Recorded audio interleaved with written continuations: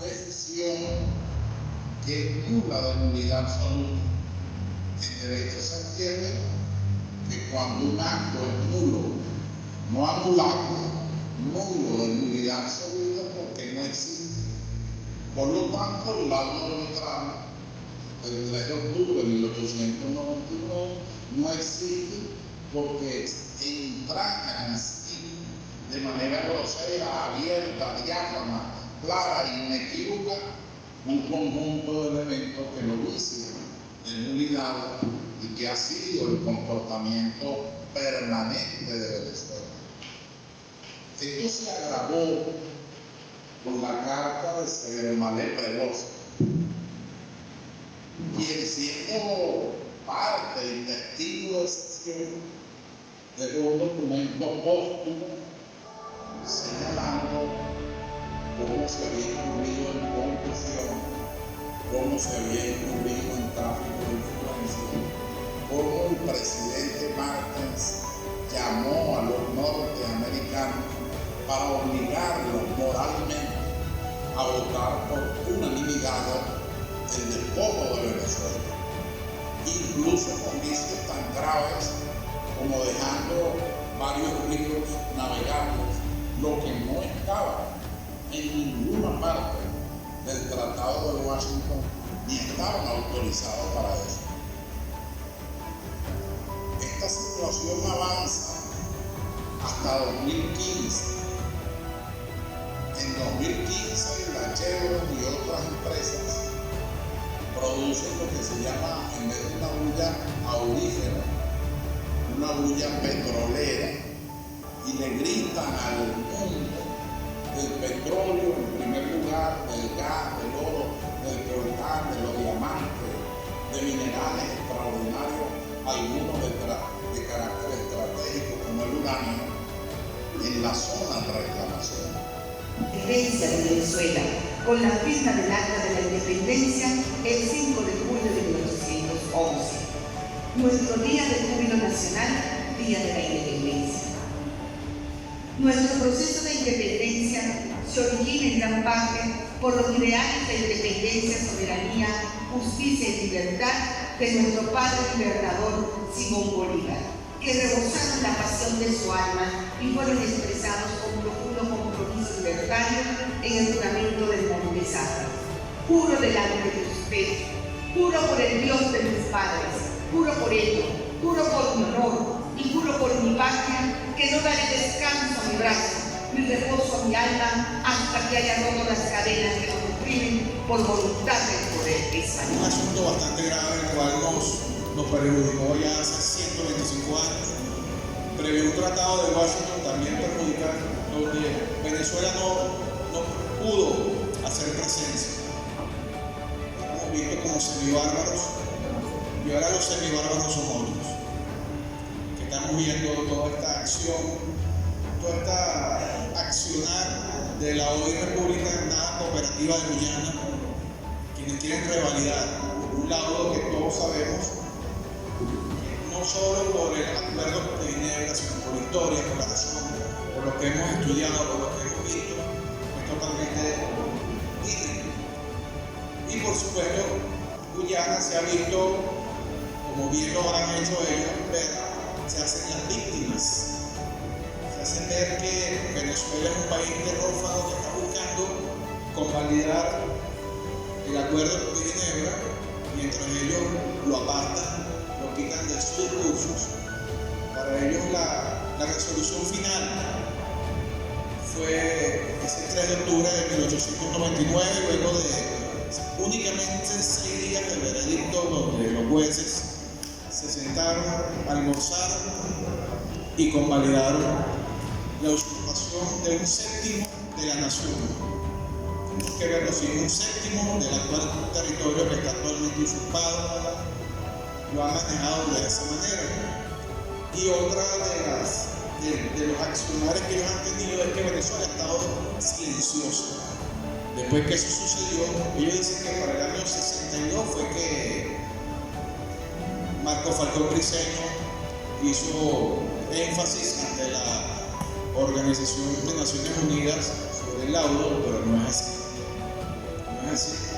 Hay muchísimas cosas que pocos saben, pero que se vieron vistas durante todo ese tiempo, que fueron los cuestionamientos de Venezuela de inmediato, no para el año 62, no para el año 66, inclusive no para el año 47, cuando Valeprevó hizo entrega de todas esas pruebas. Y fue así. Fíjense que al día siguiente de ese laudo, de ese 3 de octubre, el propio José María Rojas, que fue agente venezolano en Londres, claramente dijo al público que se extrañaba muchísimo de la actuación del juez, el árbitro principal, Frederick de Martins, o Federico de Martins, como quieran llamarlo, quien después de eso se glorificó muchísimo, se hizo más amigo de la reina del Imperio Británico, y él dijo claramente que fue una sorpresa inexplicable la actuación del doctor de Martins. Eso fue al día siguiente. Y bueno, el día 7 de octubre después, Ignacio Andrade, quien era el presidente que ya estaba casi que saliendo del país, que teníamos guerras internas, enfermedades tropicales, situaciones políticas bastante graves que lastimosamente pusieron a un lado toda esta tramoya inglesa. Él reclamó toda esa actuación bastante tácito.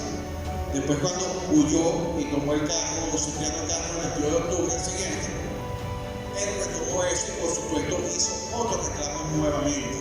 Obviamente fue caso omiso para el derecho internacional. Ese laudo fue,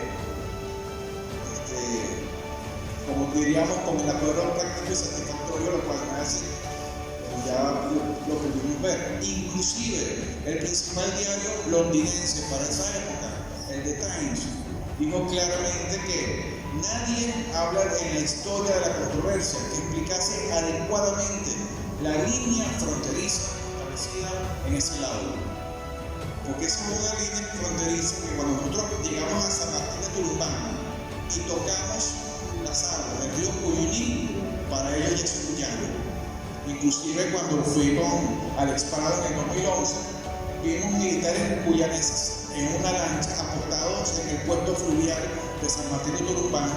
No se bajaron porque ellos decían que estaban en Guyana y no estaban incumpliendo ninguna actuación militar. Y eso a mí me sorprendió muchísimo, porque para ellos es así.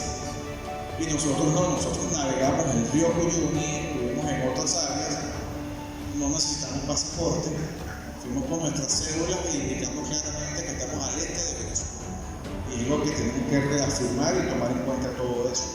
Pero siguiendo con lo que sucedió ahí, bueno, hubo un gran cuestionamiento. En esto quiero agradecer al capitán Julio Peña, que me ayudó mucho con este trabajo, donde se habla básicamente, fíjense que el 29 de marzo del 2018 Guyana nos demanda.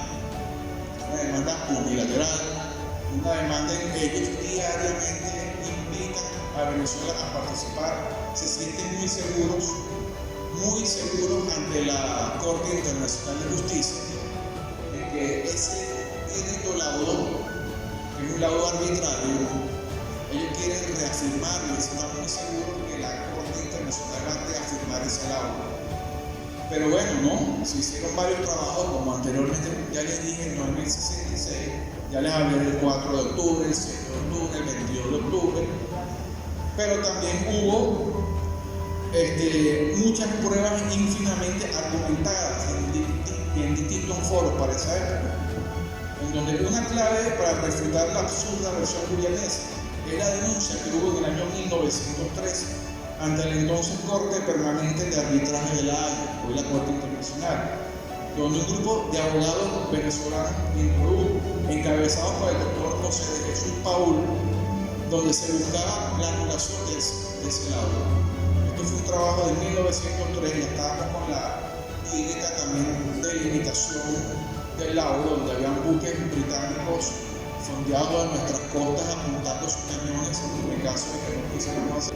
La Comisión de La Haya de 1903 fue una iniciativa del gobierno venezolano de Cipriano Castro, donde buscaba anular dicho laudo que había otorgado a Gran Bretaña la mayor parte del territorio. Fíjense que ese laudo dice, pero Venezuela no debería estar molesta, le dejamos las bocas del Orinoco.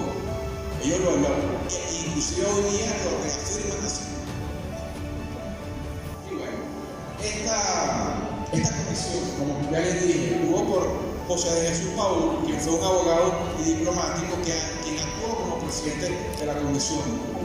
Junto a él estuvo José Antonio de Sucre, abogado y político, Manuel Clemente Urbaneja, Alejandro Urbaneja y Francisco de Paula. Todos ellos llegaron a ser cancilleres.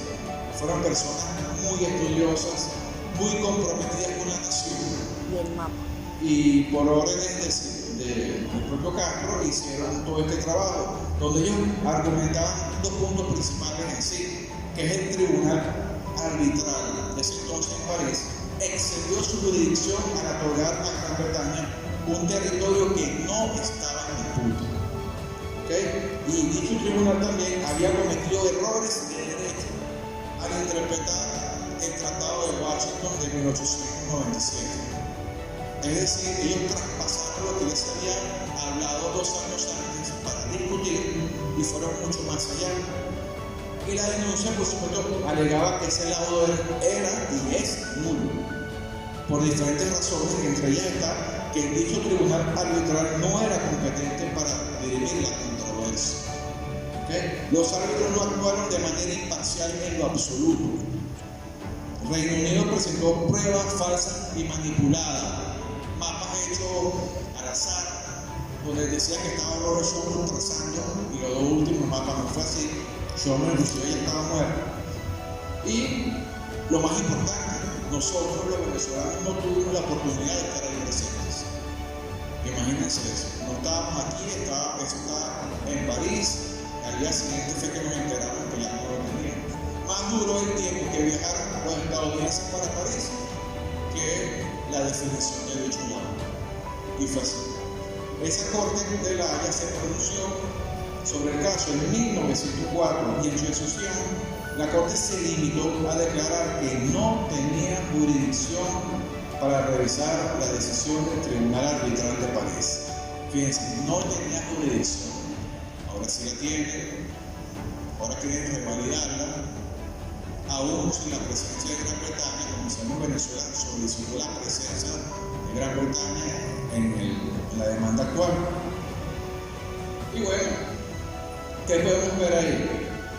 Que la decisión de la Corte de La Haya fue un duro golpe para Venezuela, por supuesto, un séptimo de la nación que se mantiene actualmente secuestrada, un séptimo de la nación que está siendo repartida como una torta por el gobierno de Guyana a transnacionales que no les interesa, por supuesto, que sea eso, porque les interesa su punto económico, y están destruyendo todo eso, porque no únicamente a manera territorial, sino del medio ambiente, de los habitantes originarios que están siendo desplazados, ¿okay? Esquivanos que tienen que irse de un punto a otro porque hay presencias internacionales que los desplazan, que hacen dragados nuevos, que contaminan los ríos con mercurio, que explotan el petróleo de manera indiscriminada, donde no hay controles para un derrame petrolero, donde los indígenas son ciudadanos de tercera, donde el venezolano que ha tomado la decisión de migrar para esa zona le ha ido muy,